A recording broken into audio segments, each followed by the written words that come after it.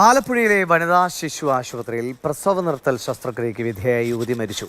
31-കാരിയുടെ മരണം ചികിത്സാ പിഴവിനെ തുടർന്നാണ് എന്ന് ബന്ധുക്കൾ പരാതി നൽകിയിട്ടുണ്ട്. മരണത്തിൽ ജില്ലാ ലീഗൽ സർവീസസ് അതോറിറ്റി കടപ്പുറം വനിതാ ശിശു ആശുപത്രി സൂപ്രണ്ടിനോട് റിപ്പോർട്ട് തേടി.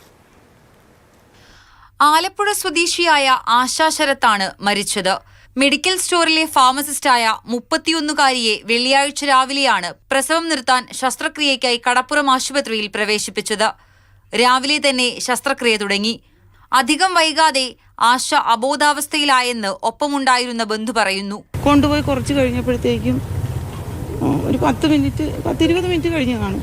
അപ്പോഴത്തേക്കും ഒരുപാട് നേഴ്സുമാരും ഡോക്ടർമാരും ഈ ഉപകരണങ്ങളൊക്കെ ആയിട്ട് ഓടി അകത്തോട്ട് കയറുന്നു. അപ്പോൾ ഈ ഒരു കേസ് മാത്രമേ അന്നുള്ളൂ, വേറെ ഒരു കേസ് വന്നില്ല ഇതിന്.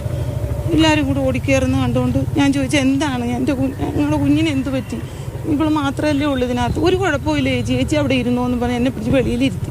വിദഗ്ധ ചികിത്സയ്ക്കായി സ്വകാര്യ ആശുപത്രിയിലേക്ക് മാറ്റണമെന്നാവശ്യപ്പെട്ടെങ്കിലും ഡോക്ടർമാർ അനുവദിച്ചില്ലെന്നും പരാതിയുണ്ട്. 1 മണിക്കൂറിന് ശേഷമാണ് ആലപ്പുഴ മെഡിക്കൽ കോളേജിലേക്ക് മാറ്റാൻ സമ്മതിച്ചത്. ഇവിടെ വന്നപ്പോഴത്തെ പറഞ്ഞു മെഡിക്കൽ കോളേജിലോട്ടാ പോടാന്ന് പറഞ്ഞു. അത് കഴിഞ്ഞപ്പോൾ പറഞ്ഞ് അല്ല അമൃതയിലോട്ട് പിന്നെ പോകാമെന്നും പറഞ്ഞു. ഈ ഇട്ട് ഞങ്ങളെ ഇട്ടിങ്ങനെ കറക്കി ലാസ്റ്റ് പറഞ്ഞ് വണ്ടാനത്തോട്ട് പോകാമെന്ന്. ഞാൻ ഓടി കതച്ച് വന്നപ്പോൾ റെയിൽവേ ക്രോസ് അടച്ചു. അവിടെ തിരിച്ച് ഞാൻ വേറെ ആളുടെ സ്കൂട്ടറിലാണ് ഈ വണ്ടാനം ഈ മെഡിക്കൽ കോളേജ് വരുന്നത്. ഈ മെഡിക്കൽ കോളേജ് വന്നുടനെ ഇവർ അത്യാഹത്തിലെ മറ്റേ കാഷ്വാലിറ്റി വിഭാഗത്തിലോട്ടാണ് കയറ്റുന്നത്. ഈ ഓക്സിജൻ ഇല്ലാത്തൊരു വ്യക്തി അത്യാഹത്തെ കാഷ്വാലിറ്റി വിഭാഗത്തിൽ കയറ്റിട്ട് എന്ത് പറയാൻ.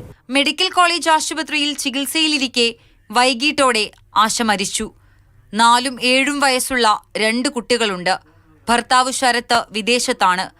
ശസ്ത്രക്രിയക്കിടെ ഹൃദയാഘാതമുണ്ടായെന്നാണ് കടപ്പുറം ആശുപത്രി അധികൃതരുടെ വിശദീകരണം.